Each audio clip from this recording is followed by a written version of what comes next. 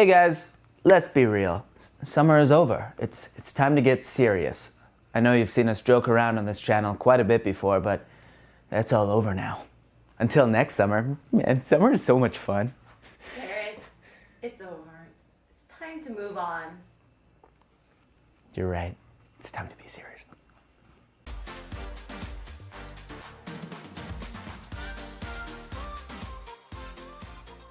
My name is Barrett, and welcome to this week's Tech Recap.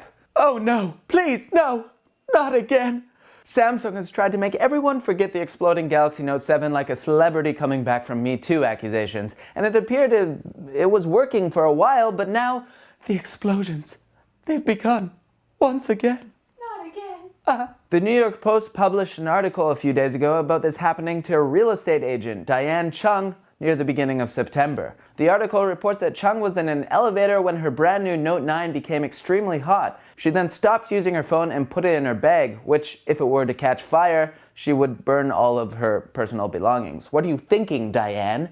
And indeed, when the phone was in her bag, she heard a whistling and screeching sound followed by a thick smoke coming from her purse. She proceeded to put the bag on the floor and tried to empty it, burning her fingers as she grabbed the smoking Samsung phone and dropped it on the floor. Eventually, she reached the lobby and kicked the Note 9 out of the elevator. A bystander saw the smoking phone, picked it up with a cloth, and put it in a bucket of water. So, Diane Chung has filed a lawsuit against Samsung, and this is the first case of a burning Note 9. CEO Ko-Dong Jin specifically said that the Galaxy Note 9 is safer than ever. Users do not have to worry about the batteries anymore. And since this incident, Samsung has responded and said they are investigating what took place, including that they have heard no other reports of burning, so they still stand behind the quality of the device. Well, I do hope this is an isolated incident. As much as it's kind of entertaining to hear about all this, I don't want another burning phone fiasco. Let's hope Diane is crazy and is lying about the whole thing. Don't apply that reasoning to the Me Too thing, though. Next up, a few things from NVIDIA in regards to the GeForce RTX lineup. Firstly, we were expecting the RTX 2080 and 2080 Ti to arrive this Thursday, September 20th, but it appears that while the 2080 will be launching this Thursday, the 2080 Ti has been delayed by a week until September 27th, but I guess if you've pre-ordered the Ti, you might still get it this week. Anyways, alright NVIDIA. Speaking of the 2080 Ti, some leaked benchmarks appeared online from Final Fantasy 15 showing the Ti beating out the Titan V and Titan XP in 4K standard quality with a score of 6,379 and 5,842 in high quality. The 2080 is a little further down the list but still beats out the GTX 1080 Ti. These leaks actually appear in Square Enix's official Final Fantasy 15 Windows Edition database as opposed to some random website or web forum, so maybe that gives the benchmarks a little more credibility than your average leak?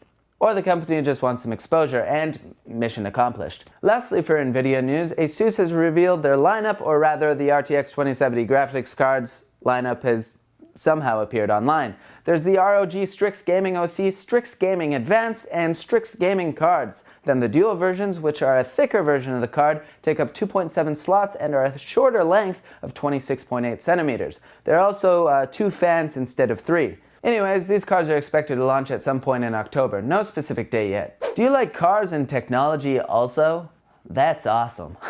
Google has announced they are partnering with Renault, Nissan, Mitsubishi Alliance, which is the most successful auto alliance in the world in regards to car sales. The companies are coming together to bring Google's Android OS into media displays for cars starting in 2021. This is a big move for Google as the company has been trying to get into the car market for over a decade, but car manufacturers have been hesitant to work with Google over fear that they would mine user data for profit. I mean, this is the world we live in now. This is already happening everywhere. But I guess if Google knows your driving habits, then who knows what they'll do with that information. Okay, Google, please calculate how I can achieve the sickest of burnouts.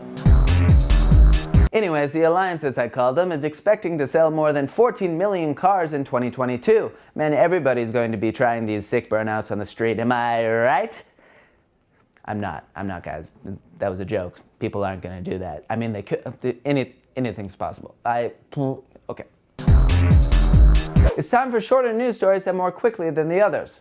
CD Projekt Red announced release dates for Gwent, which has been beta for a long time, as well as Thronebreaker, The Witcher Tales. Gwent will get a major update and will come out of beta on October 23rd for PC, but then release for console will be a little delayed until December 4th. Oh, those release dates are also the same for Thronebreaker, so yeah, cool. Firefox's reality browser for VR has launched on the HTC Vive, Oculus, and Daydream headsets. It has 2D and immersive web browsing capability and includes text navigation in the absence of a physical keyboard, as well as voice search where you can use your microphone. Google's Family Link will soon give parents the option to turn off their kid's phone with Google Assistant, so by voice command. So if your kids didn't hate you enough, but actually this is good. Kids are outrageous these days. Get off your phone, you punk!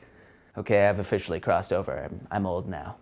Nintendo Switch Online is launching tonight, 15 years after everyone else, it would seem. The service will allow players to access multiplayer, cloud saves, and a collection of 20 classic NES games for $20 a year. Lastly, Amazon is expected to release 8 new Alexa devices before the end of the year. Among the devices are a microwave oven, a subwoofer, an amplifier, and an in-car gadget of sorts. An Alexa-powered microwave?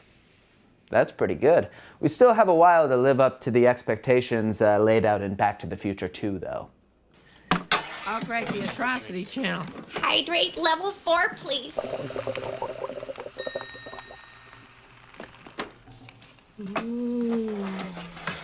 That's it for this week's Tech Recap. As always, you can click here to subscribe, click here for more videos, and follow us on social media right over here. And click this Mike's Computer Shop square thing, or the link down below to shop computers and electronics.